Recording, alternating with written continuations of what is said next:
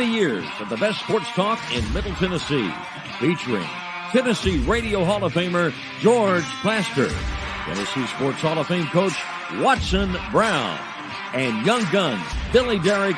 And now, here's your host, George Plaster.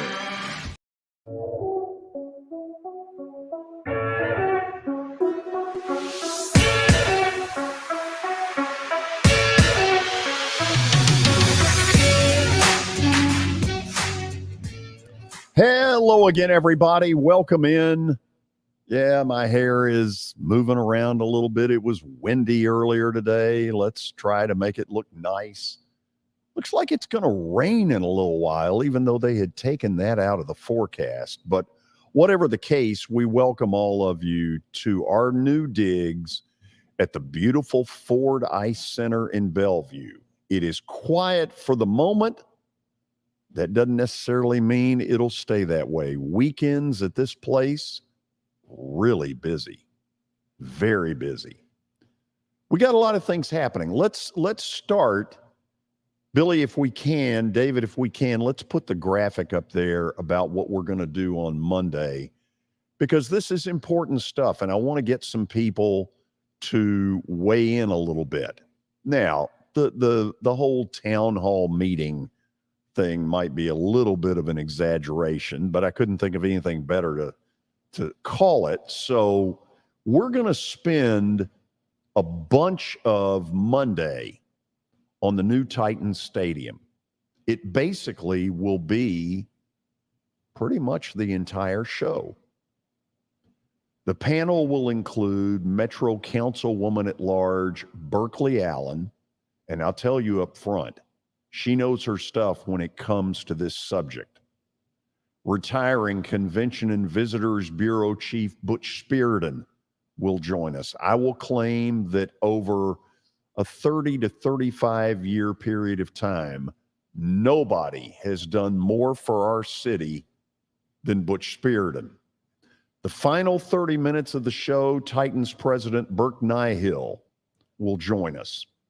Let me kind of tell you a little of where I'm coming from here.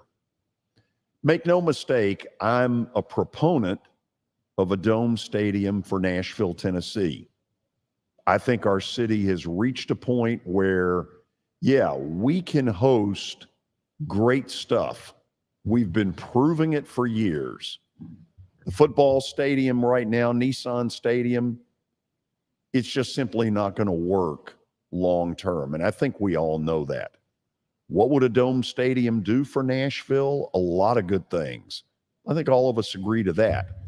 But there are also questions that have remained unanswered, in my opinion. At the top of the list is who's paying for what? That's one of the things we're going to try to get to the bottom of. What do the Titans expect out of their PSL holders? They're season ticket holders. I'm a day one season ticket holder. I have 2 seats in the upper deck. This is of real importance to me. And I think it ought to be of real importance to the Titans because, yeah, there's a point here where the people that use the stadium should pay some of the freight. I get that. But there's also a strong belief right now amongst Titans season ticket holders that there's a real shot they're going to get fleeced and that the price tag for their PSLs is going to go through the roof. We want to try to get to the bottom of that. I'm disappointed. I will say this up front. I'm disappointed that the Metro Council did not really make the Titans reveal more in the PSL world. They really didn't. And so we don't know anything. There are other questions about the stadium as well. And I will say up front, we would really like some of your feedback on this particular show that we'll call a town hall meeting.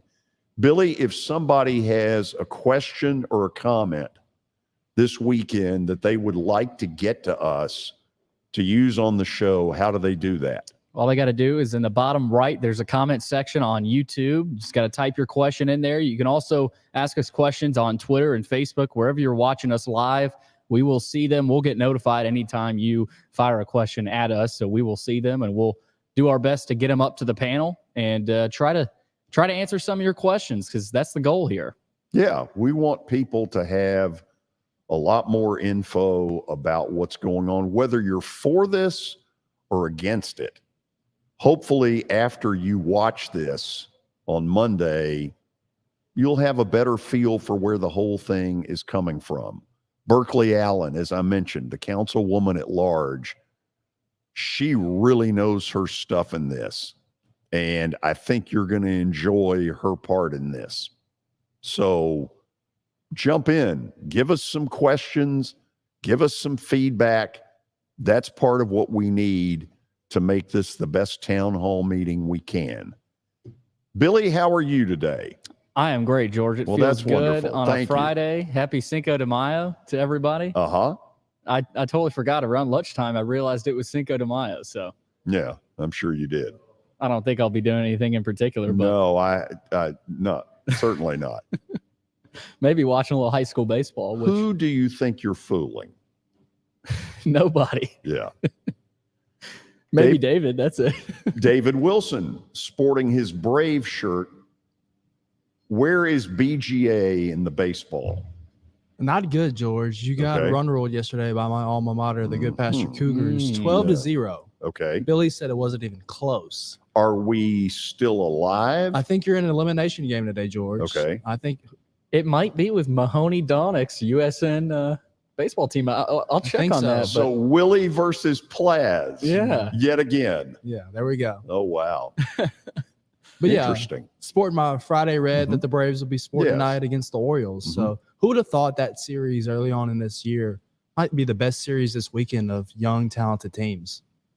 The Orioles have really... I'm not sure with the Padres and the Dodgers I'd go that far. Record-wise, it's the best. It is series. right now. Yeah. It is right now. So the Braves are back in Atlanta. We'll get to them a little bit later. But will we? How about the NBA last night? Warriors all over the Lakers, 127 to 100. Well, I mean, let's face it. When I tell you that's what's going to happen, you need to listen. With the direction of Kelly Holcomb. He wasn't going to let you. He was not going to let you pick the Lakers. If you think for a minute that I let him influence anything that I'm doing in that segment, do you really believe he has? He was on you. Do you think that he gets in my head on this? I think after a couple nights ago, you started to rethink your picks a little bit because of Kelly. Kelly's theory became true, though. I saw a stat last night that the home team who loses game one is like 15-0 in the last 15 games of getting that second game. 15-0. Yeah, I saw it on ESPN. Wow. So Kelly's theory is true. The road team, once they get game one, they kind of cruise and say, let's just go home tied 1-1. We're content with that. 15-0 is pretty strong. Not bad. What else you got? Series tied at 1 there, Lakers and Warriors. Tonight, game 3, Celtics and Sixers. Huge game for the momentum in this series. That's tied at 1. 2 words. Joel Embiid at home. He had better come up not big, but huge, humongous. If Philly is going to win this series, he's got to play like an MVP, which he is. Early tip at 6:30, and I got a little nugget for you here. Scott Foster is the crew chief tonight for the Celtics-Sixers game. Home teams are 47-19 straight up and 42-24 against the spread when Scott Foster is the crew chief. The Sixers tonight, they're plus 120 and plus 2.5 at home. Maybe George has a play on that a little bit later. Just want to throw that in there. Scott Foster, he wins at home against the other team. Is he going to be Alabama's next baseball coach?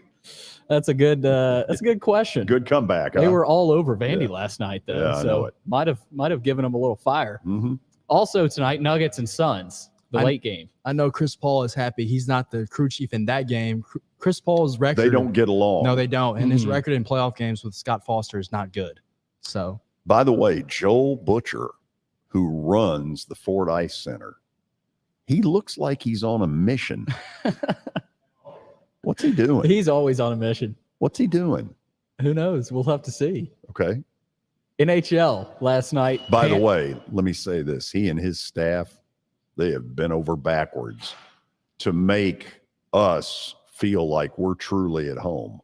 They've been awesome. Yeah. Keep going. They've been great. Last night, Panthers beat the Maple Leafs 3-2.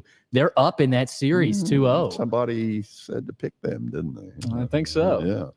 The Stars beat the Kraken 4-2. That series is tied at 1. So there was a little crack in the Kraken last night. But they got game 1. I mean, they got what they wanted. Yeah. They go home to Seattle now they have home ice. I'm looking forward to seeing that crowd. Oh, they'll be nuts. Man, that's going to be fun. There'll be somebody in the audience wearing an old Supersonics jersey. Yep, that's going to be funny. Devils and Canes tonight. Carolina leads that one 1-0. I don't know about y'all, but I think the Canes, I don't know about They're pretty good. But they're pretty good. The Devils don't feel like a match for them. No, they don't. We'll see.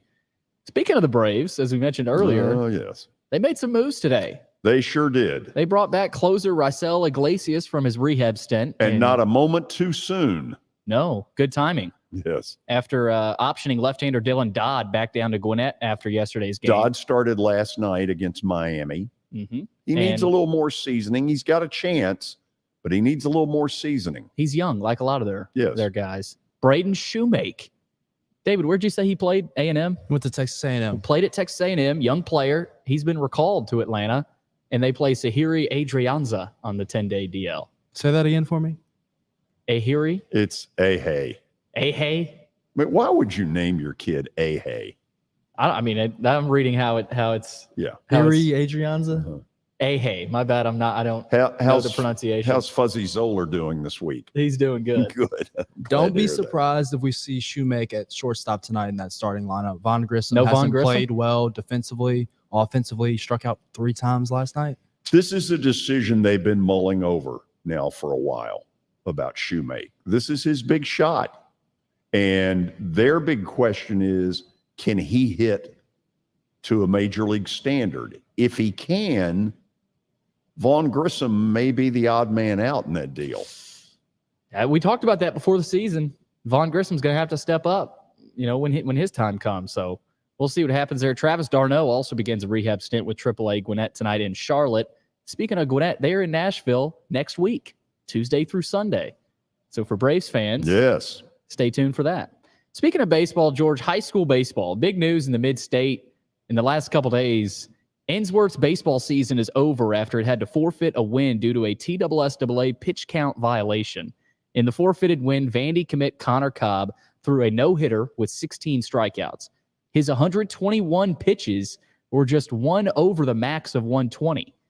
And the TSSAA confirmed that Jason Maxwell, Ainsworth's coach, self-reported the violation of 1 pitch over the pitch count. They had to forfeit, and they're done. So the team they played, Father Ryan, is moving on. Couple of thoughts.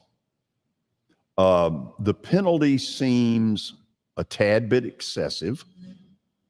However, people in that role, baseball coaches, have to be really careful with kids at that age, because we're in an era now where people are counting pitch counts. Mm-hmm. I can remember years ago, R.A. Dickey threw some crazy number like 182 pitches in an NCAA tournament game against Arizona State. And that can't happen. The most that I have heard in a major league game in the last 15, 20 years is 161 with David Cone when he was with the Yankees. And he was never the same after that. That's the thing about it. This is high school baseball. They got to be careful. This is about keeping the players' arms healthy. Yeah. This is a Division I baseball player. Do you all think the penalty is excessive? This rule came into effect when we were in high school. Our freshman and sophomore year, you could pitch a pitcher for as long as you wanted to. There was no limited amount of days rest. You could go whenever you wanted to go. This came into effect our junior year, so 2017. And I have, feelings about this rule because we made it to the state tournament that year. Well, we pitched our ace on a Tuesday, state championships on a Friday. He pitched so many pitches, he couldn't pitch the state championship game. Yeah. That really hurt us. So, but I think it's a good rule, though. Protecting pitchers, young health. they're throwing harder and harder nowadays. I'm not questioning the rule. What I am questioning is the penalty a tad bit excessive? Well, in this to case, throw a school out completely? In this case, this was an elimination game for Ensworth. This was game 2. Father Ryan had won game 1. Game 2 of this series, this means their season is over. If this would have happened in the regular season, no big deal. If this would have happened in game 1, no big deal. But the fact that it happened in this spot, your season's over, that's rare. So that in this situation, it seems tough, but maybe in the regular season, you're like, okay, yeah, that's a good rule. It's unfortunate because it happened in an elimination game. But you had to think, though, this had to be a mistake. You're up 5-0 in the 7th inning. You're coming up to that pitch count limit. Surely you would bring somebody in, to have it where, you don't have this violation. I really wanted to get Danny Evans' thoughts, and maybe next week we can throw that at him. Here we go. But, yeah, this is – and it's funny it comes up now in this day and age of pitchers and keeping their arms healthy. I mean, I don't think you should ever get even close to 120 pitches as a high schooler. That is probably the real issue. Yeah. What else? Anything else? One more thing here before we go to the break. Malik Willis, his quarterback coach, Sean McAvoy, came out and made some comments about he was asked, I don't know, Nick Suss from the Tennessean had this story. And we're also going to get to another story from the Tennessean, Gentry Estes, here in a little bit. But on the Titans drafting Will Levis, Sean McAvoy said, I think it's like getting news that you didn't want. You knew there was a possibility they were going to take a quarterback. Malik still plans to be the successor to Ryan Tannehill. Competing with Levis does not change that. He also said on how Malik needs to play, he said... Well, hold on a second. Go back to that first last statement. Malik still plans to be the successor to Tannehill. No, I think it was before that. Competing with Levis does not change that. Like hell it doesn't. Those comments. Okay, keep going. Not so sure about keep this. going. On how Malik needs to play, he said, I think the learning piece for Malik is understanding it's different now. It's more important that you are on time executing the offense the way a guy with less ability to extend would do it. He said, it's almost like he needs to play more like Logan Woodside than Malik Willis at certain times. And to put that into context, they decided to play in the preseason against Baltimore, maybe, where instead of passing the ball, he just took off running. Yeah. And Vrabel benched him in the preseason game. It's almost like you needed to play within the confines of the offense. At Liberty, he was able to extend plays so well with Hugh Freeze. Mike Vrabel doesn't want that. He wants you to run the offense the way it's supposed to run. Interesting. I mean, this is some shade. Yeah, I mean, I hear that, but one of the all-time greats, John Elway, extended plays, and when he extended plays, defenses crumbled. Malik Willis. I know. I realize that. Yeah. But what I'm saying is, shouldn't there be some room if you're going to draft Malik Willis? Yeah. And you know what he is. Yeah. Are you going to confine him to your stuff, or are you going to take advantage of the skill set maybe he brings? I think the quarterback coach brings up a good point there, right? This is not Ryan Tannehill. This is Malik Willis. Okay. Right? And he's got a skill set. So that sets up this. A bunch of what we will do today involves Ryan Tannehill. Ryan Tannehill, if we're being honest, is the most scrutinized athlete in this city. Would you all buy that? Yes. And for the years that he has been here, I would say very vanilla. Really has not stirred up much of anything with quotes. I'm not saying he's a bad interview. I don't know, but he doesn't have a lot to say. And suddenly Wednesday, he seemed to change demeanor about what he would say and what he wouldn't say. We're going to let you hear that press conference in its entirety. Then we're going to have some commentary on it. At 3:00, a dear friend, Liz Allison, who knows a lot more about racing than I do, is going to join us. And then at 3:25, Tennessean sports columnist Gentry Estes will join us with his thoughts on Ryan Tannehill. And I will say this before we go to the break. What has changed is Nashville's perception of this athlete. Fair or unfair, Ryan Tannehill's popularity went way down in this city after the Bengal playoff loss a year and a half ago. We'll hear his comments in the press conference. That's coming up next from the Fordyce Center in Bellevue. Year number 2 of the Plaster and Friends Celebrity Bowling Night was awesome. And the reason is really simple. I chose Strike and Spare, and they were amazing. They have great food, great bowling, and a staff that is truly ready to go the extra mile to help you. They have 5 family fun centers in the area to choose from, and for more info, go to strikeandspare.com or call them at 615-824-5685. How am I going to get to work? My car's totaled. Skylar, our team is making a call right now. We'll get you a rental car. Don't worry. That's a relief. Call us 24/7. We're here. We're going to help.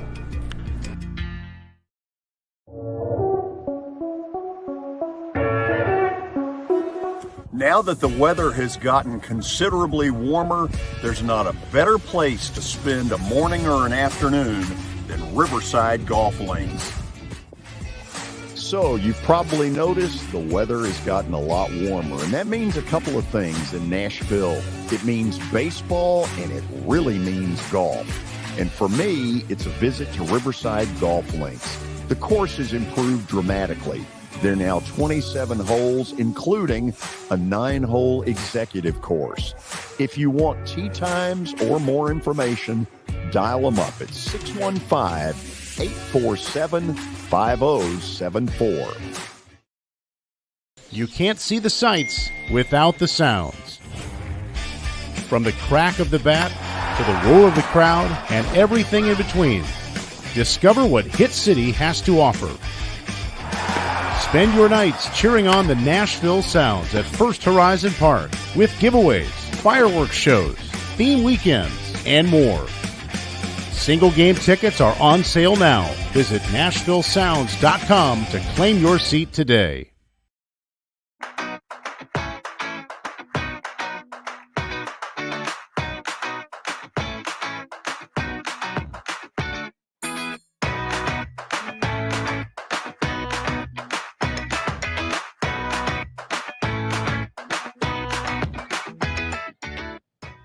So whether you are a fan of Ryan Tannehill or not, there are a couple of things that are pretty obvious. Number one, the guy is tough as nails, and the Titans have certainly benefited over the last, 24, 36 months from that level of toughness.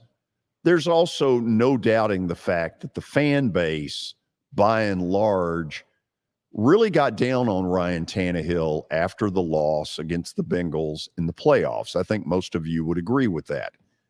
It looks like this may be Ryan Tannehill's last year in Tennessee with the drafting of Will Levis a week ago from Kentucky. So with that in mind, it seemed like Ryan Tannehill's press conference Wednesday, where a bunch of this got brought up to him, had a little different tone, and he was a little more willing to say some stuff. Let's listen. Why was it so important for you to be here at the start of this offseason program? And it looks like you've been around for quite a bit, putting in a lot of work. Yeah, just coming off the injury at the end of last year, having surgery. I wanted to do everything I could to get back and be ready to go by this time of the year, and felt like being here in the building with trainers and therapists that I trusted, and felt like they could do a good job of rehabbing me and get me ready to go. How is it? Do you feel like you're all the way back? Or? Yeah, I feel really good. Obviously, it's been a long time getting to this point, but was able to step into this offseason, feeling really good. What was the first part of the offseason like for you as you kind of reflected back on 2022 and maybe what's your mindset moving forward? Yeah, obviously tough, just finishing the way we did, the way, I did, just not being able to be out there. It sucks, but at that point, my focus was doing everything physically I could to get ready, putting the time in, the work in to get the ankle right, and feeling good, being able to move around again and get ready for the next year. Rand said he talked to you in February and said you knew exactly where you stood with the organization. Where is that? How do you stand with the organization? my job's to get ready to go win football games, and that's what I'm going to do each and every day. Knowing, what has been invested in your position the last couple of years, like how do you go about approaching that and just maintaining, just kind of staying in your lane? Like, is it just a matter of keeping what's in front of you, or like, how do you do that? Yeah, exactly. You can only control what you can control, right? Mike and Rand make those decisions, and as players, you got to control what you can control, and that's doing the best you can, prepping yourself mentally and physically each and every day to go win football games. What do you think of the addition of Will Lever? Yeah, hopefully he adds to the room. Obviously, a talented guy, coming off a great college career. So, we'll see when I get to meet him here in a few weeks.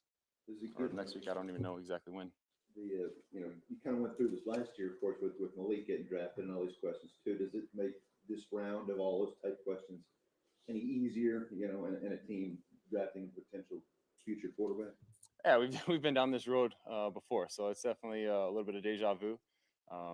But like I said, Mike and Rand make those decisions. My job is to go out and try to win football games. You're a competitor, obviously. When the team drafts somebody, does it make you want to dig in even more and say, hey, I'm the guy?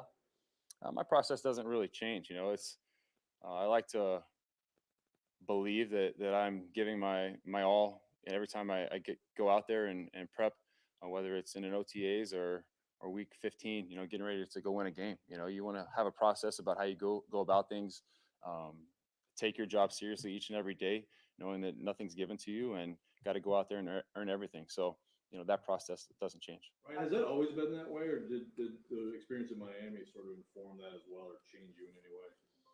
I mean, you definitely grow from life experiences, right? Whether it's something that happened when you were a kid or early on in your professional career, everything in life is a learning experience. So you're learning from your own life experiences. You're learning from what you're seeing happen in other places, throughout the league or in other areas of your life, and just trying to take in all that information and grow from it. What's a little different on the receivers that you have currently to work with and what you've seen so far during the offseason work? Yeah, guys are out there working hard. Traylon has been doing a great job. Nick's doing a great job. Kyle is out running again, so that's great to see. Mason's out there working hard. Racy's moving well. We have a bunch of guys that have been around and have been doing a good job for us in preparation. Learning a new system, being a new offense, new concepts, all that type of stuff. But guys are digging in. They're working hard, and that's all you can ask for. Some of those guys are going to have to step up, though, and play much bigger roles than they did a year ago. Yeah, no question. I mean, you look who you got in the room, and that's who it is. So I'm going to have to go out, compete each and every day, and we'll see, who ends up getting the majority of the time. But definitely, guys are going to have to step up just like they are in every position across the board. Did your representation had any conversations with the Titans about your contract heading into the last year with the big number? Would you like an extension at this point? Yeah, I'm not going to get into professional side of things, the business side of things up here. So many guys have talked about the carryover from last year and how it ended going into this year. Some of them said they short-term memory that it's done and over. But I know you were not part of all that because of the injury and such. But what did you learn about yourself and this team, and what did you carry over from that into this year? Yeah, the sting. I think you feel the sting as a team. And we didn't finish where we want to finish. So being able to just prep yourself, know we have to be better across the board throughout the season. It doesn't matter, what happened in 1 week or 2 weeks or even 3, 4, 5 weeks. It's a matter of how things build throughout the season, and you have to be able to win games down the stretch, get in the dance, and then obviously win those games. So we know that, but it's a reminder, and hopefully gives everyone a little bit of fire to head into this offseason and this year. What's your early sense of Tim Kelly's playbook and what the differences in this offense can be from what you're coming on? Yeah, no doubt. It's a big difference, right? New terminology, new concepts, huge changes, but, fresh line of thinking on things. So just having to get up to speed with how we're doing things, what we're calling things, different ways we're attacking the defense. And that's what we're doing right now, is using this time when we're not going against the defense to just try to learn the offense, get accustomed to the new terminology, the new terms, the new routes, and be able to translate that onto the field as we go. What are you maybe most excited about in the framework of that? There's a lot of excitement. I love working with Tim. Like I said, fresh mind, bringing in some new ideas, new concepts, different ways to attack the defense, and we've had it around here the last few years. So, definitely some excitement there. She kind of made it sound like tempo might be maybe a little bit emphasized. Is that fair? Yeah, I mean, I'd like to think so. We'll see as we get going, right? But we know we want to put pressure on the defense.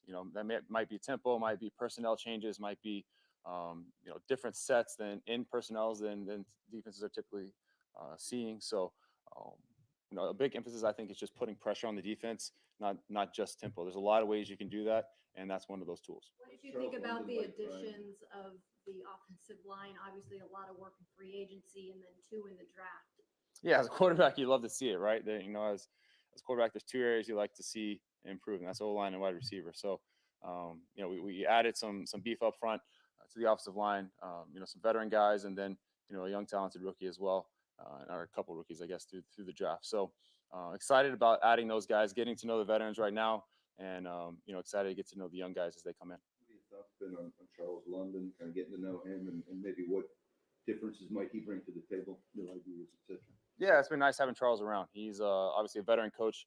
He's been in this offense for several years before, so he has a background and understanding what we're trying to do and what we're trying to accomplish. So just be able to have those conversations on what we're trying to get out of each and every concept, how we're seeing things, whether it's the mic ID or the progression or the footwork.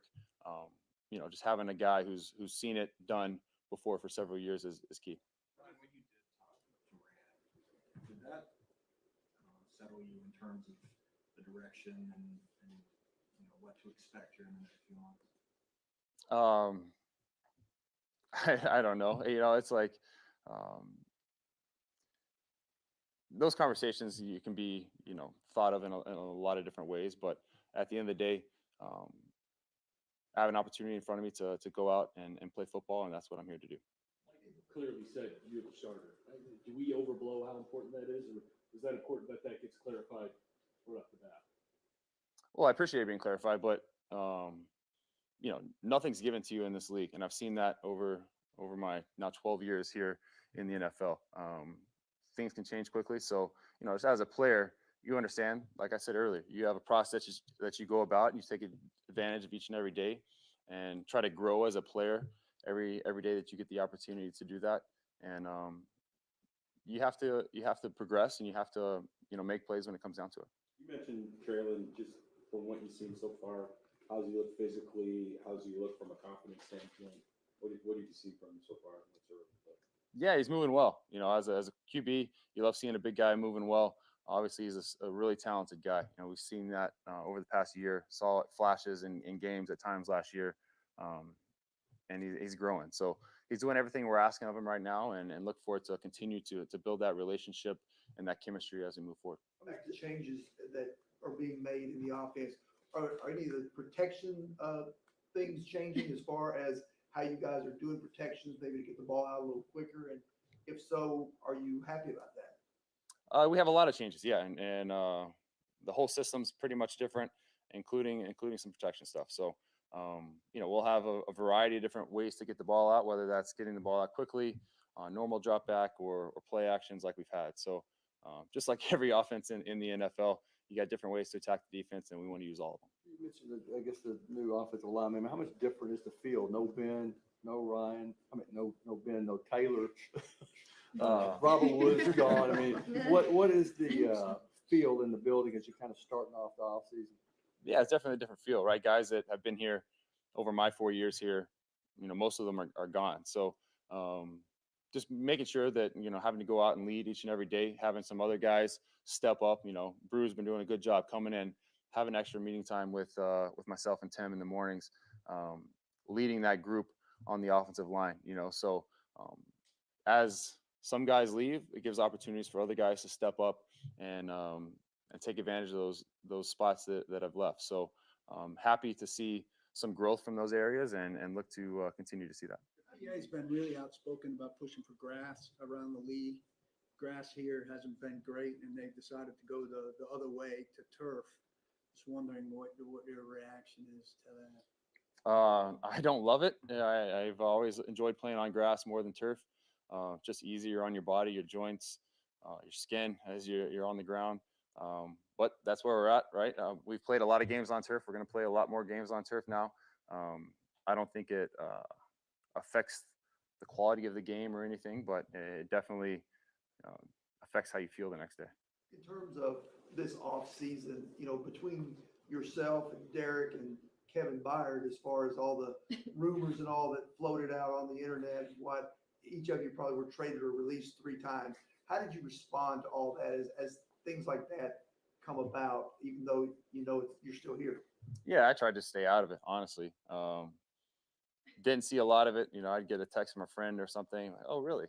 So just try to stay out of as much as you can. I think riding that roller coaster is a tough one to ride. So just try to stay out of it, and I just kept my head down, kept doing the things I could do each and every day. And if something was going to happen, I'm sure they'd let me know. So didn't really ride that roller coaster. That said, confident, this team still views itself as the same contender it has the last few years, headed towards some rebuild or something like that. I mean, our job is to go win games, right? It doesn't. I don't think that ever changes. So we're going to do everything we can to prepare ourselves to do that. Starting here in OTAs. Did you expect or think a wide receiver might get picked before 228? I'm sorry. Did you think or expect a wide receiver might get drafted by this team before number 228? They don't ask me, my thoughts on draft picks. Mike and Rand make those decisions. Obviously, I knew it was an area that could be addressed, but they did just a little bit probably later than I thought it was going to. But we added some other key positions, some talent that will help us across the board. This time last year, you stressed the importance of taking care of your mental health in the off season. A year later, how would you kind of describe your mental strength and where you are coming into this new year? Yeah, you grow from every experience that you're put through in life. Some are harder than others, but you're able to use those things, grow from it. And I feel really good right now. Obviously, some things are challenging, but you're able to try to address it for what it is, take it for what it is, and keep moving forward. Okay, a couple of thoughts here as we got a chance to watch the interview. Number one, on purpose, I did not watch this interview before we went on the air today. And so you all seeing it in its entirety is also the first time I've seen it in its entirety. Okay, here are a couple of thoughts. I probably over-exaggerated off some quotes that I read that Ryan was in more of a, let's just be no holes barred and say some things. But in watching the tape, that really was not the case. And first of all, I think he's very good at this. In Journalism 101, if we're just going to be honest, here's the way it works. When you're in that room, you're trying as a journalist to get this guy to say some things. And on the flip side, he's trying very hard to talk while saying absolutely nothing. And he's really good at that. He is one of the better ones. You can tell at age 34, he has learned his PR lessons very well because he's good at being up there talking and saying absolutely nothing. I used to laugh. I thought Jeff Fisher, when he was here, was a master at it. And from time to time, now that I see him and he's no longer in the coaching business, we'll laugh about it a little bit, because we on this side are trying to get people to say things. Those people that were in that room during that interview, were dying to get Ryan Tannehill to say, you're damn right, I'm not happy about this. You think you would like it if somebody drafted somebody to replace you on this show? That's what they're trying to get him to say. And he just as equally is not willing to say it. And he's really good at it. It's like you bringing in David, George. I mean, I'm not too happy about that. No, get over it. Oh, really, huh? I'm kidding. But no. Is it a money thing? I mean, is there some jealousy there I wasn't aware it's of? just, I like David's ability. I mean, that's what's going on. That's the give and take in a room like that. We are trying to get them to say things that are newsworthy. And at the same time, they're sitting there going, I don't have anything to say. I don't really want to talk.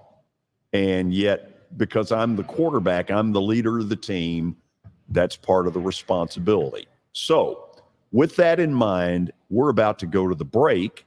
And when we do, well, let me do this. Give me your all's first reaction, and then we'll get knee deep into it.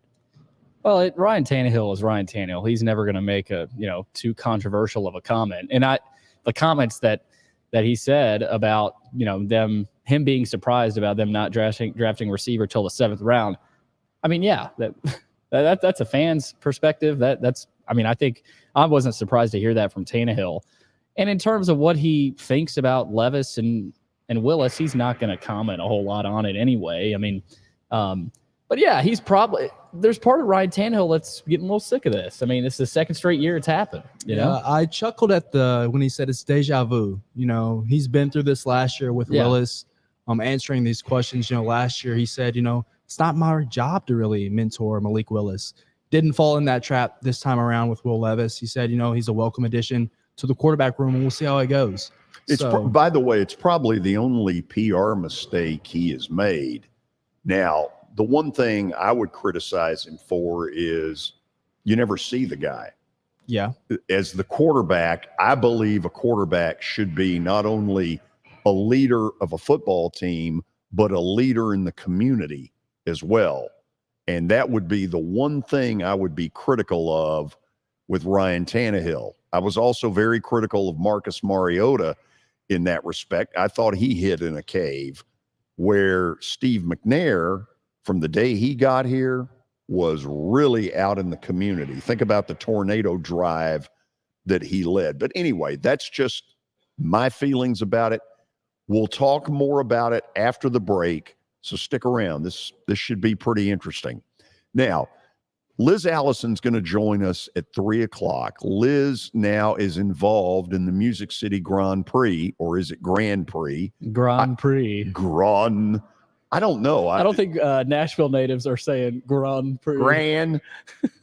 Done got that Grand Prix? What's this Is new that what you're race we saying? got? Okay. The point is, a lot of you who have attended this in the first couple of years knew nothing going in, had no idea what to expect, and a lot of you have come away saying, wow, that is a heck of an event. If I've heard it once, I probably heard it 100 times. Good for them. Man, they have really created something quickly. Here's some of the things that you need to know about with ticket options. There is, of course, general admission. There is reserved grandstand. New for this season is the Turn 9 Club, located in the most action-packed turn in the race. The East Club and the most premium club is Club RPM. If you want to know more, you see the date down at the bottom of the screen. Tickets are now available at musiccitygp.com, and that GP does not stand for George Plaster. You got that, Billy? I got it. Unfortunately for you. No, not really. We'll go to the break, and we'll be back. As the trusted premier custom home builder in Middle Tennessee, Donnelly Timmons has over 20 years of experience in the industry. Whether you're looking to build your dream home or renovate your current home, their team will ensure that every client and every remodel is unique, luxurious, and completed on time within budget. Founders Dustin Timmons and Joey Donnelly have over 25 years of construction experience in the Nashville area. Together, they have completed projects in Forest Hills, Oak Hill, Green Hills, Franklin, and Brentwood. Dustin and Joey believe that communication is the most important aspect of all construction projects. Therefore, they personally manage each project themselves and are involved in job site activities on a daily basis. Their commitment to quality and integrity has earned them an outstanding reputation among their clients. Contact them to set an appointment for a free consultation or to view some of their completed projects. Give them a call at 615-456-7983 or log on to DonnellyTimmons.com. For over 35 years, Wilson Bank & Trust has been committed to providing customized banking solutions to help individuals, families, and businesses in Tennessee achieve their goals. As your full-service community bank, we are proud to offer loans with competitive rates, local decision-making, and fast, friendly service from our experienced lenders. No matter where you are on your financial journey, Wilson Bank & Trust is ready to help you take the next step. Visit your nearest Wilson Bank & Trust office or online at wilsonbank.com to get started today. Member FDIC, Equal Housing Lender. Family owned and operated for more than 2 decades, Alaco Fine Wood Floors is Nashville and Middle Tennessee's choice for premium quality hardwood floors. Since 1995, Jimmy Alaco and his army of employees have embodied the approach of taking pride in one's craft and providing superior customer service, growing from a one-man shop to a team of 23 professionals who share the founder's passion for quality craftsmanship and customer satisfaction. If you are interested in contacting them, you can find their headquarters at 2505 Winford Avenue in Berry Hill, or give them a call at 615-356-0303. Again, that's 615-356-0303, or log on to alacofinewoodfloors.com. Alaco Fine Wood Floors, serving Middle Tennessee's hardwood flooring needs since 1995. At Baird, we have a different slant on global financial advice. That global capabilities mean nothing without personal attention. We have investor relationships in 35 countries and market expertise in over 40 industry verticals, all to help make the most important investment connections of all, yours. Global financial advice with a client-first approach. It's the shape of things to come. Discover the Baird difference at BairdDifference.com.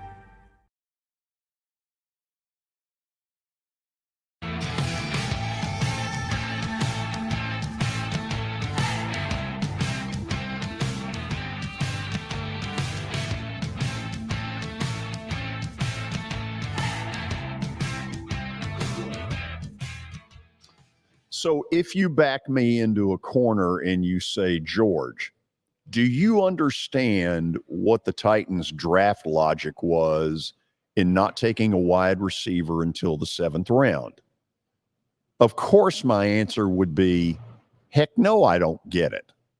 Okay, I know they've got a lot of holes to fill. They got a ton of holes to fill. But I can remember calling Terry McCormick Saturday morning and saying to him, Terry, can you explain this 3rd round draft pick to me? Who, by the way, may be a really good player, the kid out of Tulane. But given the big need at wide receiver, no, I don't totally get it. In fact, I don't get it at all. So Derek Mason, former Titans wide receiver, and as good a wide receiver probably as this city has seen, maybe with the exception of A.J. Brown. Derek Mason on his radio show basically said something to the effect of, it feels like they're hanging Tannehill out to dry, that they're almost trying to make him fail. Well, first of all, I don't know that. But I'll also tell you that I really respect Derek. I have worked with him over the years in our radio life. And so when he said that, that got my attention.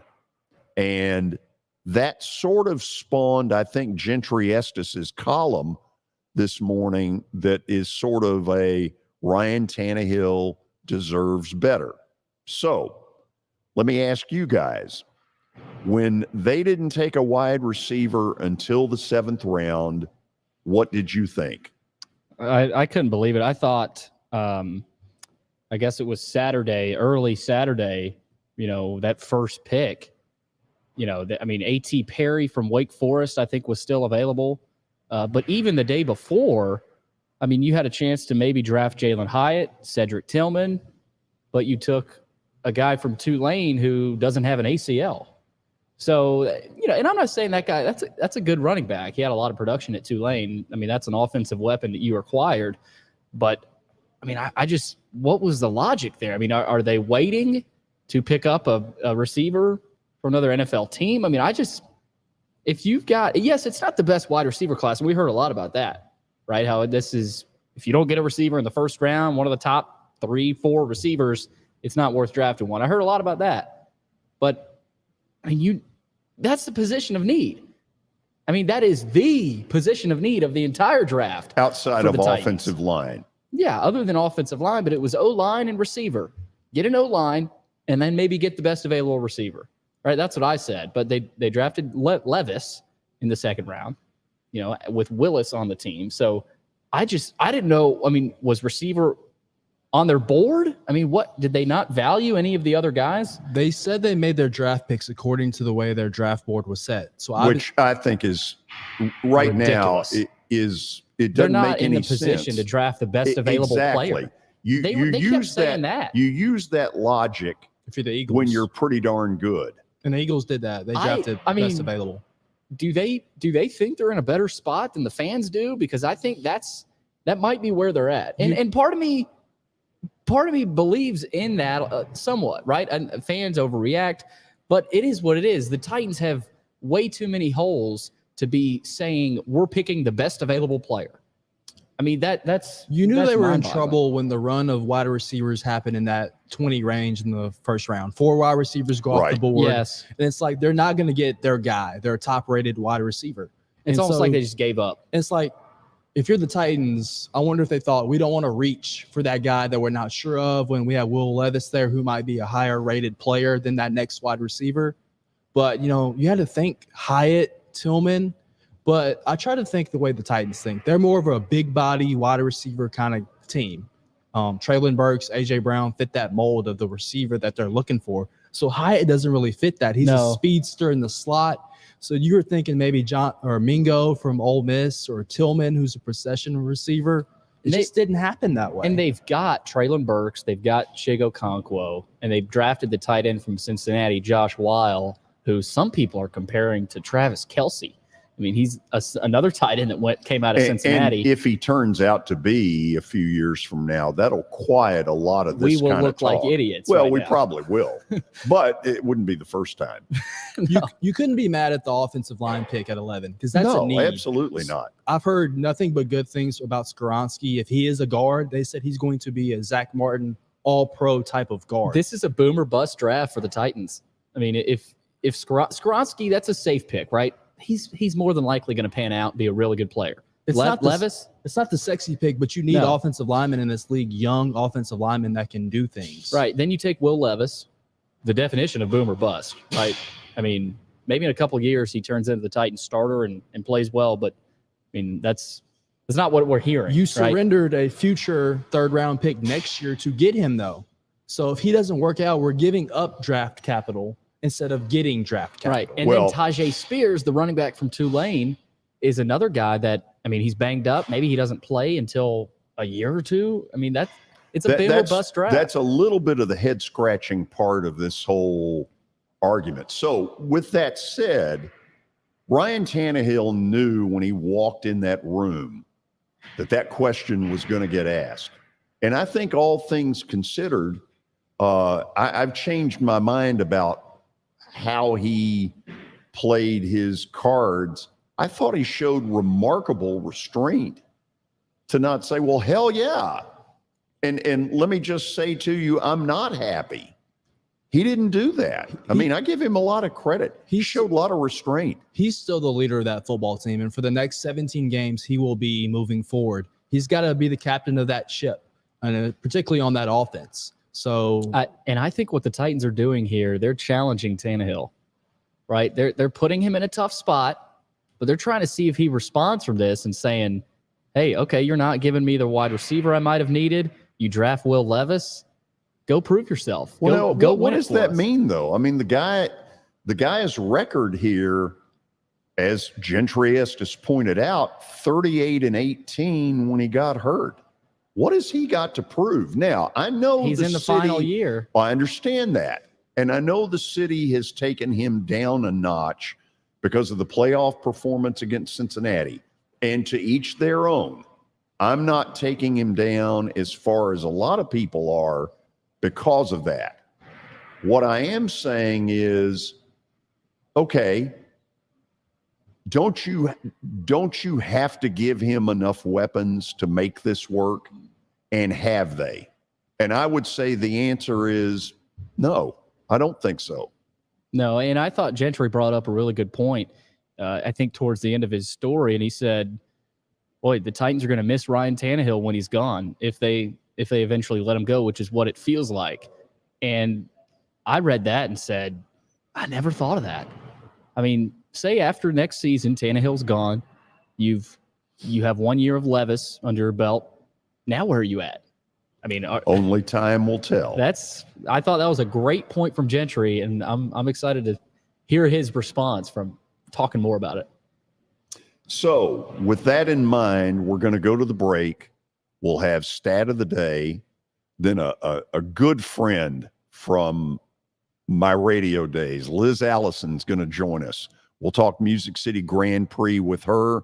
Then Gentry will be able to join us around 3:20, 3:25, give or take a few minutes. And then we'll get back into this. It's important stuff. Stay tuned. Hey, thank you for meeting with me today. The insurance company has made an offer. Already? Wow. They've offered you the entire policy. Thank you, Blair. You're so welcome.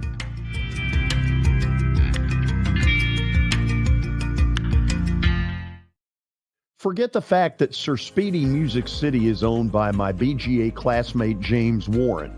Their work stands on its own merit.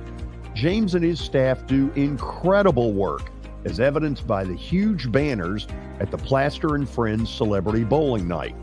If you're looking for quality to help your marketing and business communications, and you want it at a reasonable price, these are your folks. Call them at 615-832-9511 or go to print at sirspeedymusiccity.com. And be sure to tell them Plaz sent you. This is my buddy and former Nashville Sounds PA announcer Eric Berner. I always laughed in the old days at Greer Stadium when I would walk in, Eric would immediately play my favorite song, Van Halen's Jump. But then I learned he actually has a real job with Rockcastle Wealth Advisors. Yeah, George, that's what I do. I help people in the pursuit of making their money live as long as they do. Everybody's situation is different, so I use a customized and individualized, personalized approach to the person I'm working with. Old 401ks, retirement planning, insurance planning, inheritance planning. Those are things that people like to get some more information about. One of the things I find is people don't even know where to start, and that's where you come in. Yeah, so I can usually help people with an initial phone call or meeting that is a no charge and no obligation. And I'll bet you have a phone number and a website. I do, George. They can call me at 615-235-1058 or rockcastlewealth.com or Eric at rockcastlewealth.com. Hello, this is Celeste Middleton, a State Farm agent in Murfreesboro, Tennessee. I want to help my neighbors and local businesses be proactive and assess their risk before something unexpected happens. We want you to have a thorough understanding of your coverages to have the best protection when you need it. We can create a personal price plan for you. Our team has over 70 years of experience helping people in Middle Tennessee. We have an awesome team with integrity and provide honest and prompt communication, and we love what we do and genuinely care about everyone we work with at our office. Give us a call at 615-895-2700. Send us a message at celestemiddleton.com or walk in at our office at 803 North Thompson Lane in Murfreesboro. We would love to earn your business. Welcome to John English Antique Sports and Cards, located at 204 East Depot Street in beautiful downtown Shelbyville, Tennessee. Their phone number is area code 931-492-4304.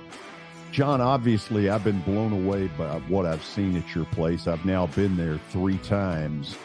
But for the person who's never been, what should they expect? Well, we have a 3,000 square foot store, George. Half of it is vintage cards in all sports. And then half of the store is, a lot of people call it the museum, where there's a lot of early equipment and just the history of sports in general. baseball, football, basketball, golf, tennis, and other items. When somebody comes in there that you know is a big sports fan, what is their normal reaction? Well, I think that they're pleasantly surprised, and of course, being in Shelbyville, Tennessee, which is a small town that you would never expect a shop like we have to be in. So they're kind of, I don't want to say blown away, but as I said, pleasantly surprised.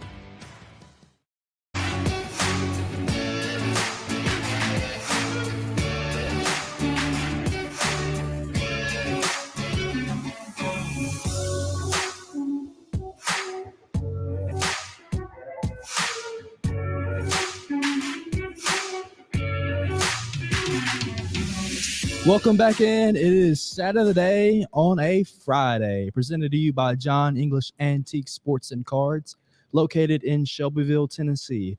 204 East Depot Street is where you can find them. They're open during the week, Tuesday through Friday from noon to 5, and on Saturdays from 10 a.m. to 5 p.m. So give them a call at 931-492-4304. We're going to go to the ice today, George. Joe Pavelski of the Dallas Stars has scored 5 goals in the first 2 games of the Western Conference semifinals. Pavelski now has scored 69 career playoff goals in his career, third most all-time among active skaters. Can you name the active player with the most playoff goals? Okay, the obvious would be to go with Sid the Kid, Sidney Crosby. However, something tells me that you all have asked the question in a way where maybe not. Maybe it was Maybe Friday not. and we just wanted to give you a layup. Billy got it correct. So you have that pressure of This was a layup for me. So it's not Sid the Kid. We didn't say that. Oh, okay. We're going to have to establish that eventually. Okay, our first go at it would be Sidney Crosby. Officially. Whatever. Same to you. Connor McDavid has not been around long enough. No. Can you name the active player? No, you do not gong me on that. I basically confirmed. He wasn't gonging. Oh, he was getting ready to. No, he was. It sure looked like it. He was muting my mic. Really? Well, we got some background noise. He was getting so ready. He was being a good producer. Yeah. Okay. Something he's not used to doing, apparently. So George just doesn't like being it's gonged. that obvious that you got it. Oh, I got it right First away. guess. I got it right away. Go ahead and put it up there. George. You're just going to succumb like I that, am. George? I am because I see this is Liz a joke. Allison, and I'd rather talk to her than I would you all. Alex Ovechkin. I can't believe. Oh, that's right. Yeah, that was, duh. Did he even Okay. cross your mind? No, it did not register. But you know what? When you sit in this seat, what should be obvious sometimes doesn't, and you end up looking like a dope. Do you think Kelly would have got that one? No. Where is Sidney Crosby? Pittsburgh. Oh, sorry. Earth to David. He is second all time with 71. Okay, one so behind. I was very close. There you go. Let's not go too far. Okay, so He said, "Where is he?" I was like, "He's in Pittsburgh." let me start the next conversation by saying to both of you, you will never have the title of executive vice president. Got that? Got it. It ain't happening. There's only one person that I can think of that I have ever worked with who is an executive vice president, and that's Liz Allison. And she joins us, executive VP. I love it. Oh, George. Just a How you time. doing? I'm great. How are you? Good. And when I think of you, it's not executive VP, it's friend going back, God, how long? Oh my gosh, it's a long, long time. And I'm so grateful for that. You and I have had a lot of really happy times and lots of laughter on the air. So it's good to join you, George. Crazy discussions as well. Yes, crazy discussions. And certainly, honestly, I was trying to think how long I've known you, George, and it's a long time. Listen, Yeah. I was young and thin. Well, you know, we maybe a few less gray hairs for both of us and a few less wrinkles, but here we are still doing our thing, right? I love it. So I'm going to ask some stupid questions and you're going to straighten out some really dumb stuff. But I saw an ad last night for the Grand Prix that'll be run this weekend in Miami. And it looked like their setup is very similar to the one here in that the football stadium down there is part of it. Is that something that has become a trend to try to use those sports buildings around a track? Well, I can tell you from a temporary structure standpoint, and for us, we have so many temporary structures. For street courses, you have to build in temporary structures because there's not enough structures that are around for you to use for suites, for grandstands, so on and so forth. So you can imagine that's very expensive. So what they're doing is what we've tried to do with our partners with the stadium as well, is utilize the structures, the buildings, the partnerships that are in place, use those for suites, for grandstand areas, for fan zone areas, so that you don't have to build all of those things. And that's the big key for it. Anytime you have a temporary street course like we are, where you don't have a permanent venue, that's something that you have to keep in mind. Because if you think about it, George, like we're creating a race course that doesn't exist otherwise, right? And so all of the suites and the grandstands, everything has to be built in such a short amount of time, and it's very expensive. Not only is it the structure, but also just the time frame of which we have to build it. So there's a lot of costs that go into it. So for them, and certainly in their case, with the ownership of both entities, if you will, it just makes sense for them. And that's really the baseline for what they're doing is to utilize all of the benefits that they have, including the space that they can keep the cost down or attempt to keep the cost down. Still very expensive. What's the most amazing story you can tell me now about trying to fit all this stuff in that maybe we wouldn't know if you weren't on the show? Gosh, that's a good question. It's funny because I've been a part of the team since before year one, which, now we're going into year 3. Year 1, we were all all of us, right? We were coming out of COVID. We were one of 2 main events that were the first to happen right when the world opened back up. So we were working all during COVID when everything was locked down. We were working tirelessly on our event because at no point did we think we weren't going to take place because of COVID. So, we just had to have that mindset because if we let go of one day, then we were going to be behind. So year 1, it was a blur. I mean, we all were just excited to finally have the race happen, the green flag wave.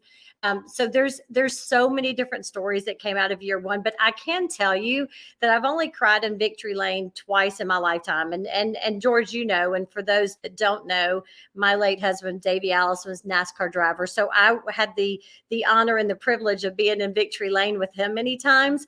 I've only cried in victory lane twice. And one of those was in our victory lane when the checkered flag waved our first year. It was such an emotional release. And we had worked so hard for our first race, as we do every year, but that first race, just to finally have the checkered flag wave and know that, okay, we did it, and there were some stumbling blocks along the way and so on, but it was amazing.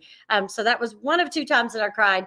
So that would be one thing that I would say is that there's just no way to describe the amount of work that goes into a 3-day event.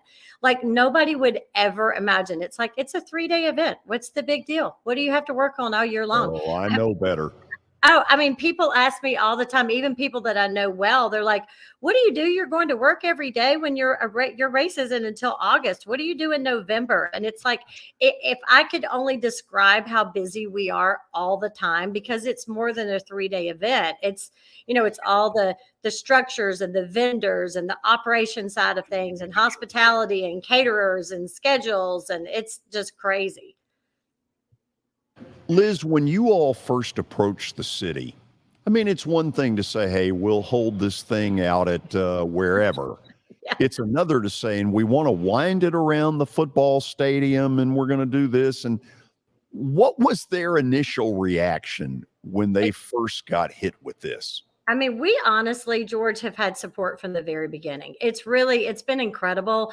I mean, when you think about it, when you think about the IndyCar series and the other series that we have. Of course, the trucks are very popular with the Nashville area and the fan base here.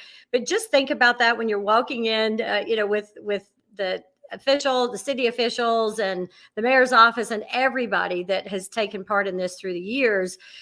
When you go in and you say, hey, we've got IndyCar's support and we want to make this happen, then for the most part, we've had just unbelievable just attention to detail and the response and the cooperation. But I do want to say I had the benefit of coming in when I did, and that was when the wheels were already in motion. We had not experienced our first event yet, but it had been years in the making. Our founder and CEO, Matt Cruz, he had been working at this for years before many of us that are on the team came along. So, for hats off to him and everything that he did before we joined the team, because there was so much groundwork and there was so many no's before he got to the yeses. And it's really amazing when you think about it. It's such an undertaking to close down streets and to put a IndyCar race on the streets of Nashville, that it took it took a lot of no's before it got to the yeses. But for the most part, and especially from the city officials and the mayor's office and everybody that played a part in it, it's been from the beginning, let's see how we can get this done and how can we help. Liz, nobody would have the pulse of the racing community in Nashville, Middle Tennessee better than you do. You have that pulse, period.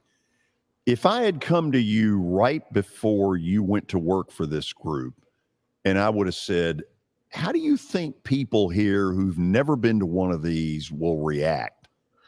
Did you think it would be as this is the coolest event I've ever seen kind of reaction that I hear a lot? I how I feel about motorsports, George. So there's no question for me. I'm passionate about motorsports, and I worked in NASCAR for many years, was married into the sport, worked in the sport, have lived and breathed it. My kids have grown up in it. And I do have people ask me about that. Well, you were in NASCAR. Why are you in IndyCar? And it's motorsports. I love sports and I love motorsports. So for me, there wasn't ever any question. Would people enjoy it? It's really more of let's get them there, because I know if we can get them there, then they'll leave a fan. And that remains I think the biggest hurdle, I think, from motorsports, generally speaking, is motorsports can be intimidating. It can be intimidating for people who think they don't know about it, or they feel that they had to tinker under the hood of a car with their grandpa to understand motorsports. That's not the case. It's competition, and everybody loves cars. I mean, we drive in it every day, right? It's just understanding that it's not that you have to go and know who the drivers are and that you have to understand this sport per se. You're going for an experience. You're going to experience perhaps something new, or perhaps that you're a little interested and you want to see what it's like, or you are a diehard race fan. But there is something for everybody. And I always encourage people, go and hear the sounds, smell the smells, feel the excitement and the competition, and you'll leave a fan. And I've always believed that. I believed it with NASCAR. I believe it with IndyCar and all of our series of racing that we have at the Big Machine Music City Grand Prix. And every time that I talk to people that have never been to an event or a racing event, once they come and they leave, they say, you're right. I'm so glad I went, because you just cannot capture racing on television. It's so different than what it is live. Liz, I know that when the super speedway in Gladeville first started, and I would go out there and I didn't know the first thing, not the first thing. And I was blown away by the enthusiasm, by the atmosphere of it all. So right now, all I have as I do your commercial every day is what I'm hearing from other people, but I'm going to get to experience it for the first time in August. What do you think is going to surprise me the most, that is going to have me going, whoa? Honestly, I think it will be, George, just when you're standing, when you're in Club RPM and you're out on the outside deck and the cars go by the first time, and because you feel it, like you feel it in your body. It's not something that you're just watching. You're feeling it because it's loud and there's a vibration and just the excitement of it. To me, I want to be with you, George, when you're standing out there and the cars go around for the first lap, because that's where I really see people just light up, whether it's kids, whether it's adults, men, women, it doesn't matter. That first time that the cars take a lap around and you see it like that, it's unbelievable. Quick little funny little story. So I have interns that work for me each summer, and just precious girls that are all in college, perhaps working in client services or whatever it may be. Many of them in hospitality. They worked all summer last year, and they had not been to a race, had not seen the cars out on the track, didn't know what to expect. And so I sent them all out on the deck at Club RPM right when the cars were going out. And two of the girls started crying. I mean, it was so funny because they'd been working all summer on our team, had not seen any cars on the track. So when the cars actually hit the track, I wanted them to be out there so they could feel it and experience it. And that's what happened. Two cried and the others were jumping up and down, just so excited. And that's what you get. And you can't explain that to anybody. You can't see that and feel that and experience that when you're watching it on television. You have to see it in real life. So I know that's what you're going to experience, George. And I just hope I'm standing beside you when that happens. So I got to tell you a funny story. John Ingram, who owns the MLS Nashville SC franchise, back when they were playing some exhibition games before this happened at Nissan Stadium, invited me to sit with him in his suite at a game. And so he knows I don't know anything, but I know enough to know what a goal is when the thing goes in, and everybody, and real loud. It was hilarious. He goes, in front of a bunch of people, he goes, George, when the ball goes behind the goaltender, that's the goal. Noted. Everybody started laughing. I was like, have your fun. I'm going to learn more than you think I am. And I think that's going to be the case in this. Oh, for sure. It's going to get my attention to say, I need to learn more. Oh, absolutely. And you'll enjoy it. It's fun. It's a very festival-like feeling. At least our event is. We have music going on. We have, a kids zone. We have all kinds of things. We have a Ferris wheel. We have concerts all day long, and then two of our main concerts, our headliner concerts on Friday and Saturday night. So there's a lot of things going on. So there is a high energy, very, very festival-ish, food trucks everywhere, lots of fun. So there's all of that. But I mean, honestly, when the cars hit the track, that's what you can hear everybody cheering and getting excited, because that's when you really see people start taking it in. Another thing I mentioned are the trucks. The trucks are super fun. And I know for those that are watching or listening, and you've seen it, you know what I'm talking about. People love the trucks. And as much as IndyCar is the Primo series, people love the trucks. So that's been very popular for us. They're jumping trucks. So they're jumping across the bridge. And I mean, it's amazing. And so people love them. The kids love them as well. But I can tell you, there's nothing like seeing the Indy cars going across the track at hitting speeds 200 miles per hour. It's unreal to think about. That's a bridge that we see cars going over every day, and it's closed down for open wheel Indy cars to go flying across. It's amazing. It's less than 3 months away. You can see at the screen, August the 6th through the 8th. This group has done an incredible job with entertainment around the race. Boy, they have taken almost the lead from the Predators and the old All-Star Game stuff, and they have loaded up a ton of entertainment. Liz, promise me you will come back on. I need some educating. Yes, well, I'll tell you first and foremost, it's August 4th through the 6th. So so don't show up. Let's switch that. You're going to miss it. It's August 4th through the 6th. And we kick off on Thursday night, downtown Nashville on the 3rd, which is an open to the public event. We have a pit stop challenge, which is so much fun. 1st through 3rd on Broadway is closed down. We have the teams competing against each other. And like I said, that's free. So that's super fun. We have our Freedom Friday on Friday, August 4th, and that's where all of our military and first responders get in free.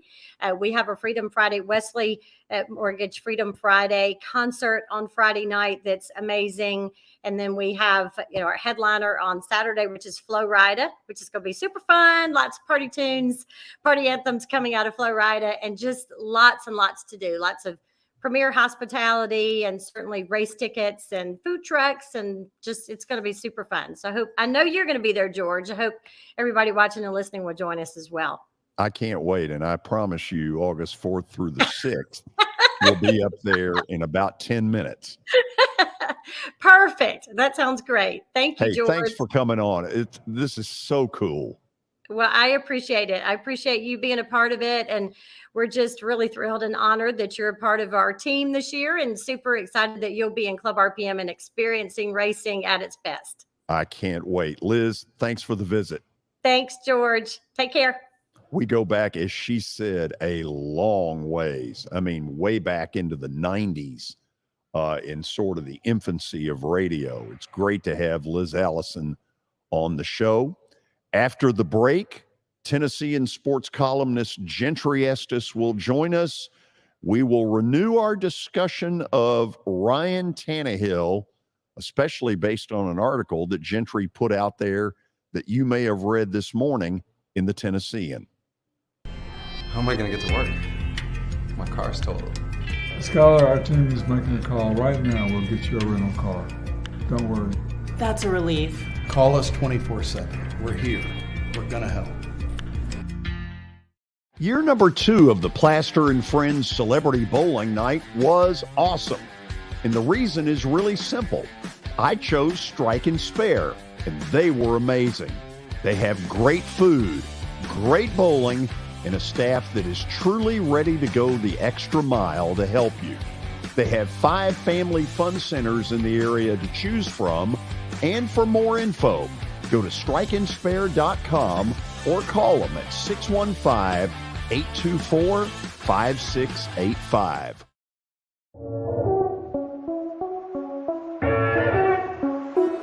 Now that the weather has gotten considerably warmer, there's not a better place to spend a morning or an afternoon than Riverside Golf Lanes. So you've probably noticed the weather has gotten a lot warmer, and that means a couple of things in Nashville. It means baseball, and it really means golf. And for me, it's a visit to Riverside Golf Links. The course has improved dramatically. There are now 27 holes, including a 9-hole executive course.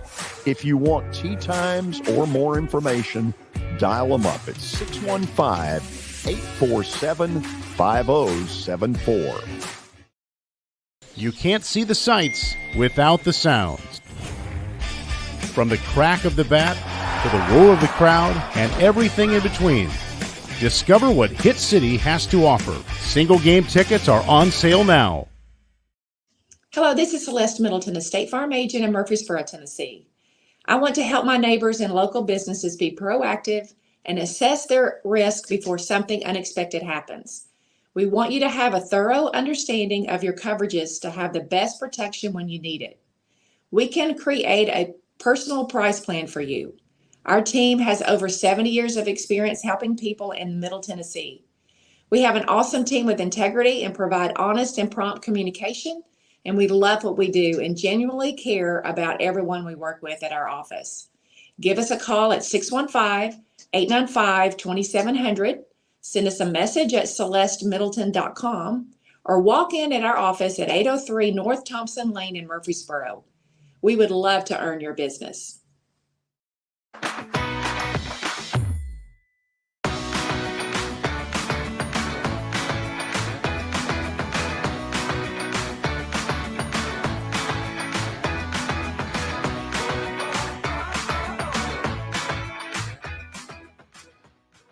Back we are on this Friday afternoon, and we're about to be joined by Tennessean sports columnist Gentry Estes, who has written a very interesting story, a very interesting column about Ryan Tannehill. And at the end, he kind of says, you know what, when he's gone, you're probably going to appreciate him a little more. Let's bring Gentry up there.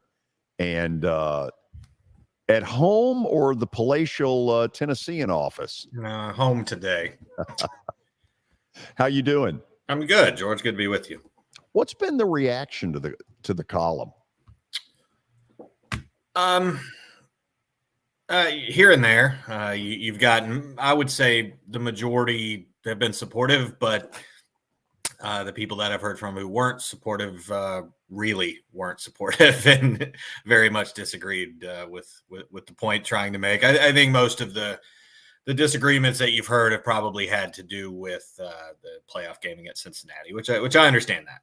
If I was to sit and say what game is going to define Ryan Tannehill's time in Tennessee, perhaps unfairly, it's still probably that game. So I understand people see it that way. Gentry, first of all, your job as a columnist is to create discussion. It's almost like a sports talk show in the newspaper world, where you're creating something that one group thinks is awful, another group thinks is gospel. Why do you think the playoff loss to Cincinnati got him? I've never felt the anger like I did in that. Yeah, I think it had to do. It was such a great opportunity for the Titans at that time. Being the number one seed in the AFC, really, you get through that game and you're going to be hosting an AFC championship game. I mean, there was really they'd been through a lot that season, but at that moment, it kind of felt like, okay, they're starting to finally get healthy. Things are starting to finally come together. And then you play the game and, they sacked Joe Burrow 9 times. And I think there was certainly felt like a good opportunity if, you don't turn the ball over. And he threw 3 interceptions, including one there at the end that cost him a chance to try to come back and win the game. So I think at the time there was, I would agree though, that to be honest was the most difficult moment, I think, for the Titans, certainly since I've been here in about 4 years. And I think that was one that was incredibly difficult to get over, I think, for the players, for the team. I mean, you saw the GM, John Robinson, tearing up when asked about it a month later. I mean, it was that kind of loss. So I think, when you watch that, you look back at that game, Tannehill wasn't awful from start to finish. There were some nice throws, but the 3 turnovers I was a difference maker in the game. It was. Gentry, help me with this. We've heard a lot about this conversation that Rand Carthon and Tannehill had to sort of give Tannehill the direction of the team. I may be confused on this, but best as you can tell, have the Titans gone to him and said, listen, if you'll consider renegotiating, reworking the contract, there is a path here where it could be more than 1 year? He was asked that. He was asked that exact question and said he didn't want to speak on business matters in a press conference. He's given that kind of answer before. The reason his contract is situated the way it is and the cap hit is as much as it is, it's because they moved some things around in the contract over the course of it to where it was you were able to free some cap space earlier. If you remember back during the pandemic, the NFL cut the cap number quite a bit for 1 year. And I think that caused a lot of teams to kind of run up the credit card a little bit on some of these deals by restructuring. And Tannehill was one of those. And so I think that the number's where it is now because of that. But, look, I don't think it's inconceivable to think that's how it could work out. I think it would make some sense if you're looking to clear some cap space here in the short term. It could make some sense to go an extra year or two with it. But when you look at how the Titans are operating, they've drafted a quarterback each of the last 2 years. They just traded up to take a guy in the second round. And I feel like their actions are speaking louder than anything right now that this is probably going to be his last year. So I've worked with Derek Mason in my radio sports talk life a lot and always enjoyed his candor.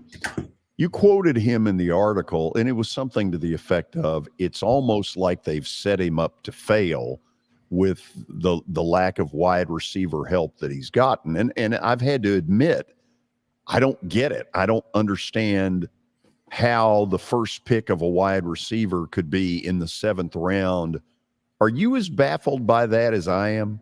The receivers in the draft, yeah. I mean, I think going into that, I mean, there were 2 obvious glaring needs. They addressed one of them in the first round, and I would have bet a lot of money that after day 2, you're going to come out of that and say at least one of those was going to be somebody to catch passes, and I thought there was a chance both of them could be a receiver and a tight end, given what was available going into that night. To miss on all that, you see what it was for. It was to go get a quarterback, and then the other pick, which granted, Tajay Spears I think could be a fantastic player.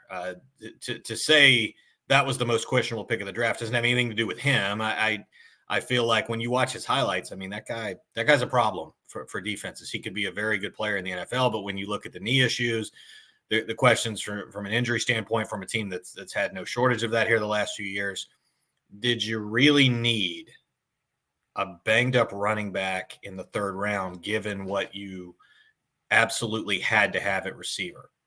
Did you need a backup quarterback who at this moment is your 3rd string quarterback, and trade up to do it, give up a 3rd round pick next year when there were these glaring needs? You needed a number 2 wide receiver. And to me, yeah, I was baffled that didn't happen. Whether or not Tannehill's being set up to fail, but I will say the last couple of years, I mean, it's pretty apparent that they really haven't done anything to build around him. The offense has gradually disintegrated around him. What he had in 2019 is not what he has now. I think trading A.J. Brown was obviously a huge part of that, but the O-line has kind of fallen apart around him. And I think when you look at some of the declining production for Tannehill here in the last year or two, it probably had to do with that more than anything else. The offensive line here for the last couple of years with issues of pass protection. And last year, he just flat out didn't have anybody to throw to when he was healthy. So they kind of put out the old standard draft thing of the best available player on the board. Gentry, did they really have the luxury to throw that out there? How do you mean? Well, I mean, let's face it, there are obvious needs, offensive line, wide receiver. Just saying, best available player on the board, that's great, but that's for teams that don't have all the holes that this franchise has. Yeah, I mean, I think it's kind of the standard argument going into any draft. Do you take the best available player? Do you try to fill a need? And I think in this case for the Titans, it did seem like in their explanation of how they performed in this draft, it kept going back to the board. Mike Bravel specifically said, we didn't have a receiver that was anywhere close to be in the top of the board when it was our turn to pick. Okay. But that to me, I think that's probably how it went, but you got to believe that somebody in the room at some point said, hey, wait a minute, let's look at the roster as well as the board. I don't know. But I feel like for whatever reason, I don't know if there's a move in the works now, or they like what they have better than we all do, but they just didn't make it a priority. And again, I feel like, okay, you wanted your quarterback. We knew going into the draft, the Titans were obviously doing a lot of legwork for this. Fine. You go get your quarterback. You wanted Will Levis to be that guy. If you were going to get him in the 2nd round, you were probably going to have to trade up to do it. So I get all that. But that pick in the 3rd round where you're going for a running back that you just didn't really need, that one didn't, especially when you don't have a pick in the 4th round, it just didn't make any sense to me. Gentry, are they in a rebuild, or are they trying to hang on to the division sucks and we can, muster up one last run at it? What are they right now? I don't know. I wish I did. I'm not sure they know. I mean, when you look at it, a lot of the moves this offseason have been tough to decode from the standpoint of, okay, well, you re-sign Jeffrey Simmons and you take an offensive lineman in the first round. Okay. They still view themselves as a contender for this year. But then you see what they do on day 2 of the draft and it flies in the face of that. So I don't know. To me, George, there's somewhat of a similarity, I think, between where they're at right now with some of these contracts and just the way it's fallen to a little bit what the Preds have dealt with for a number of years. And that I think with the Preds, a lot of it wasn't necessarily a reluctance to want to go to where they have here in the last few months, as much as it was a lot of these contracts, they just couldn't get out of them. I mean, they're still in that situation with guys like Ryan Johansson, Matt Duchene. So you look at the Titans, and I think it's come to a situation where with what Ryan Tannehill set to make this year, it was not going to be easy to get rid of that contract in any way. It didn't make any sense to release him. It didn't make any sense, at least at this point, to do anything trade-wise, unless you found someone that really would have been desperate to take that on. Derrick Henry, similar, big money. They seem to be setting up here for a fairly significant transition. But what happens if this team does come out this year and they're a lot better than people think? Tannehill has a wonderful season. Henry's back to his old form. I mean, there's very much a scenario in this where the Titans aren't a rebuilding team and they contend again in the division and make the playoffs. And then what do you do? So I don't think they seem to be of two different minds at this point in terms of where to go. And I'm not really sure yet how that's going to shake out. Behind the scenes, is their whole wide receiver thing that, look, come August at the final cut down, we will get a piece that's better than this, whatever this crew is? They better hope so. I don't know who that is, but yeah, they better hope so. Somebody, please. I mean, you look and maybe, Kyle Phillips ends up having this great year after, he showed flashes certainly last year and then got hurt. But, in that case, you're banking heavily on a 5th round pick, which is they were quite honestly in position to do last year, and it didn't work out because he got hurt. You're banking on Racing McMath, another late round pick.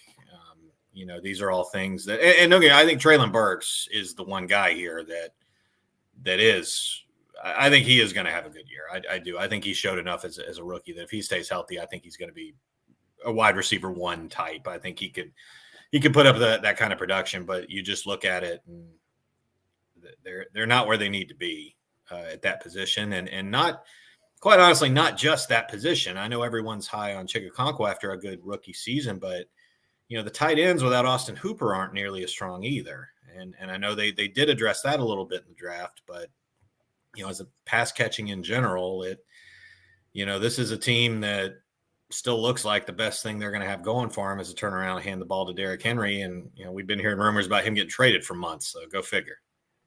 Yeah, it's been a baffling offseason. So what's your crystal ball on Will Levis?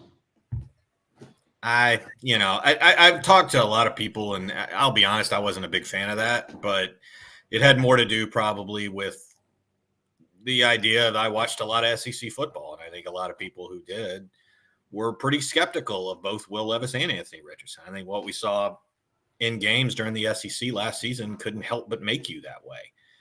I think he's a real talented guy. The more people I've talked to since Friday, I think with Levis, as opposed to Anthony Richardson, I think there is a pretty significant difference there in the fact that I think Levis has a higher floor and maybe a little bit of a lower ceiling. I don't think he's going to be a complete failure as an NFL quarterback. I think he's too talented, too conscientious. I think he's got a lot going for him to think that he could be a capable, competent NFL quarterback, but I don't know if he could be a superstar. Whereas I think a guy like Anthony Richardson, if he hits the way some people think he could, then I think he has every chance to be a game-changing type superstar in the league. Levis, honestly, the comps I've heard the most since Friday have been Ryan Tannehill, which I think, I think Will Levis is going to have an awfully good career to match what Ryan Tannehill has done. And that, kind of going back to what I wrote, there just seems to be this belief right now with the Titans that it's like, it's time for a new quarterback. It's time for him to go. And I quite honestly don't really understand what Ryan Tannehill has done to bring that about. Guy's won a lot of games the last few years. He's only 34. He'll be 35 by next season.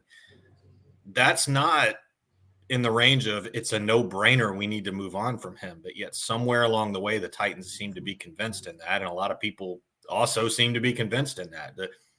You're already hearing all this discussion about Will Levis coming in and competing with Ryan Tannehill for the starting job. Will Levis would never.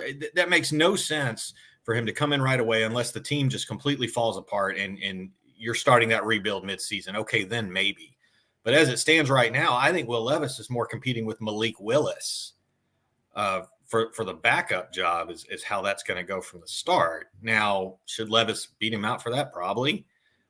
But you have a guy who's proven it in the league for a number of years versus a guy that I think could probably use some time to get up to speed. And I think Tannehill's presence is going to give him that. But we'll see. I think, Will Levis, if he's healthy, which he wasn't for a lot of last season, he's shown at times he's got a lot of ability, but the consistency in a lot of ways and some of the decision-making, I think there's some questions about that. Gentry, I want to ask you this last thing. In the job that you have, you're one of these people that has a pulse of the city in sports. And those of us in the talk show business, they think we do too. I'm not sure we always do, but it sounds good. Monday, I'm going to do this show that is basically virtually wire to wire about the new Dome Stadium. And I'm kind of curious, when you talk to people or they talk to you about this subject, are they pumped?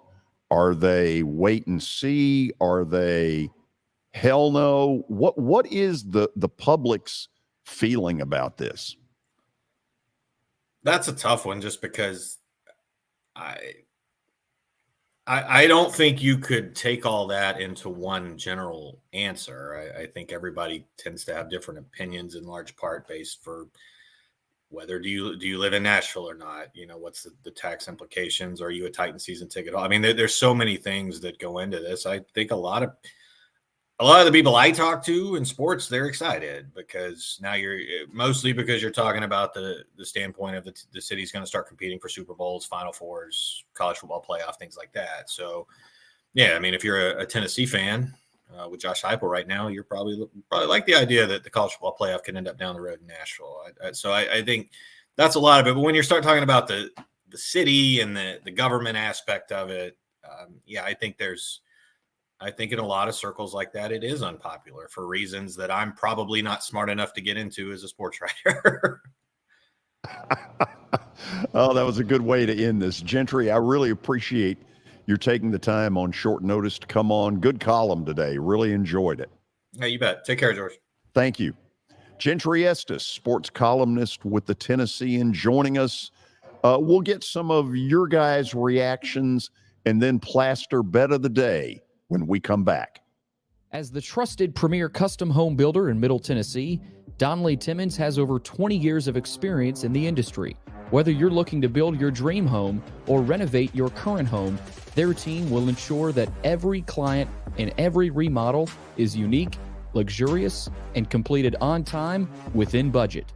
Founders Dustin Timmons and Joey Donnelly have over 25 years of construction experience in the Nashville area. Together, they have completed projects in Forest Hills, Oak Hill, Green Hills, Franklin, and Brentwood. Dustin and Joey believe that communication is the most important aspect of all construction projects. Therefore, they personally manage each project themselves and are involved in job site activities on a daily basis. Their commitment to quality and integrity has earned them an outstanding reputation among their clients. Contact them to set an appointment for a free consultation or to view some of their completed projects. Give them a call at 615-456-7983 or log on to DonnellyTimmons.com. You know, starting to save for your future doesn't have to be difficult. Let Wilson Bank and Trust help tone up your financial goals this year.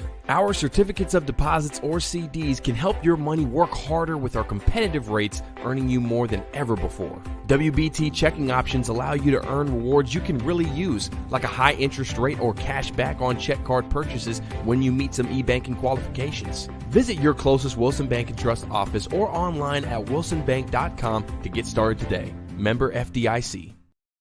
Family owned and operated for more than 2 decades, Alaco Fine Wood Floors is Nashville and Middle Tennessee's choice for premium quality hardwood floors. Since 1995, Jimmy Alaco and his army of employees have embodied the approach of taking pride in one's craft and providing superior customer service, growing from a one-man shop to a team of 23 professionals who share the founder's passion for quality craftsmanship and customer satisfaction. If you are interested in contacting them, you can find their headquarters at 2505 Winford Avenue in Berry Hill, or give them a call at 615-356-0303. Again, that's 615-356-0303, or log on to alacofinewoodfloors.com.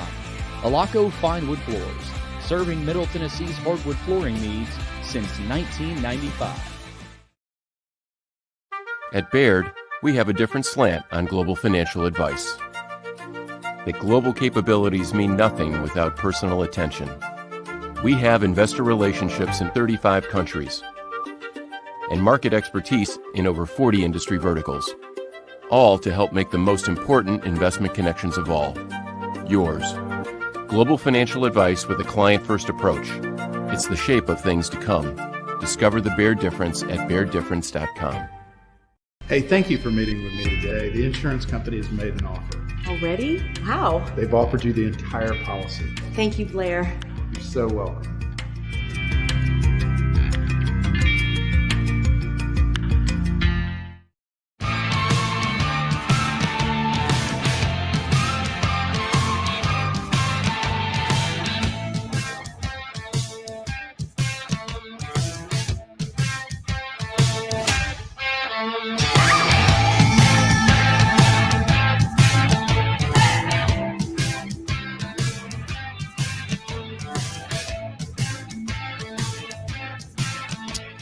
Welcome back in. It is time for Placer's Bet of the Day. Bet of the Day on a Friday. Sounds good to me. It's presented to you by Bart Durham Injury Law Firm. They are, simply put, the best in the business. They are lawyers that you can trust. So give them a call at 615-242-9000 or log on to bartdurham.com. Before we get to tonight's bets, we'll see what George did last night, and it was a perfect night for George, 2-0.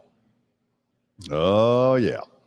So the Florida win in Toronto. Comeback win, too. Yeah, they were down 2-1, scored like 2 goals in about 50 seconds. That was a good win. And then really Golden State, that turned out to be easy.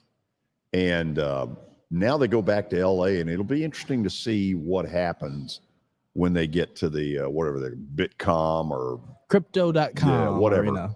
Whatever. It'll always be the Staples Center. So I think I put 3 plays up there. Correct. For this weekend. 2 of them I think are tonight. I may be wrong. They may all be tonight, but let's see where we're going with them. Okay. This is me saying 2 words. What are they, Billy? Not sure. Joel Embiid. Okay, this is a vote of confidence at Joel Embiid, who now has played a game, got a game under his belt. He is going to be the NBA's most valuable player this year. And in spite of the injury that has curtailed him a little bit, they're still alive and can live to tell about it. They need the MVP Joel Embiid tonight at their place. And I think they're going to get it. And not only do I think they're going to cover, if the Celtics play the kind of defense that they have played over the last 2 weeks, which has not been all that good, Philly's going to win tonight at home. And their coaching, Celtics coaching, has not been very good. I mean, some of the coaching decisions that they have made down the stretch of games has been pretty questionable. So this guy's 34 years old. I mean, this one sort of fell in his lap. I hope for Celtics fans' sake, he doesn't end up costing them, a chance at a world title. Yeah. But I like this. By the way, tonight. how about Budenholzer getting fired in Milwaukee? Wow. Guess it wasn't a failure, though, according to Giannis Antetokounmpo, the front office in Milwaukee. Giannis may have to rethink that. Okay, let's see what the second one is. Do or die, period. If Phoenix is going to have any chance, it's tonight. They have to win. They go down 3-0. They're not winning this series. The truth of it is they're probably not winning this series anyway. Denver has proven to be way better than a bunch of us thought. I thought they were kind of a paper tiger as a 1 seed. I thought they would go down in this series. Doesn't look like it.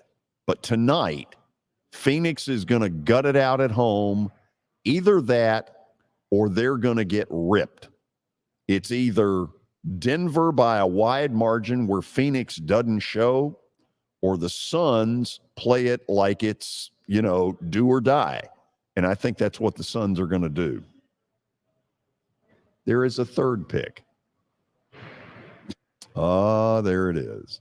When all else fails, when one needs a victory desperately, Carolina at home. Here's the question. Why is the line only 115? I would have figured 140, 145. Does Vegas know something I don't? We'll find out tonight at 7. That's that. We're done. That's it. Let's tell people again what we've got going on Monday. It's kind of a hokey name. I called it a town hall meeting, but this is important stuff because this is something that is going to change our city, a dome stadium. And while there is excitement, there's also a bunch of questions and some people very apprehensive about how this is all going to play out. Berkeley Allen is Metro Councilwoman at large. She is really up on all the issues, and I think you're going to enjoy her role in this discussion. Butch Spearden, the retiring and great leader of the Convention and Visitors Bureau, he wants a Super Bowl here. We're going to talk about it. Is that realistic with the capacity of this stadium? I don't know. Has he gotten assurances that we're not aware of? And then Titans President Burke Tannehill will join us for the final 30 minutes around 3 o'clock, and we'll get his thoughts on where all this is going. Billy, if somebody wants to throw out a question or a comment to us for that show over the weekend, how do they do that? Well, over the weekend, if they would like to, tag us on Twitter or Facebook and fire your question away, and we'll see if we can load some questions up and have those ready on Monday. But if you're watching live and you've got a question you want to type in, there's a comment section at the bottom right of the YouTube channel. Just type them in there, and we'll get those ready to roll. David, let's get the Braves some wins against a very improving Baltimore. That's going to be a really good series. Excited to see Adley Rutschman tonight. Phenomenal catcher out of Oregon State. First round pick, first overall for Baltimore. Excited to see him play tonight. All of you enjoy your weekend. We're back with you Monday from the beautiful Fordyce Center in Bellevue. So long, everybody.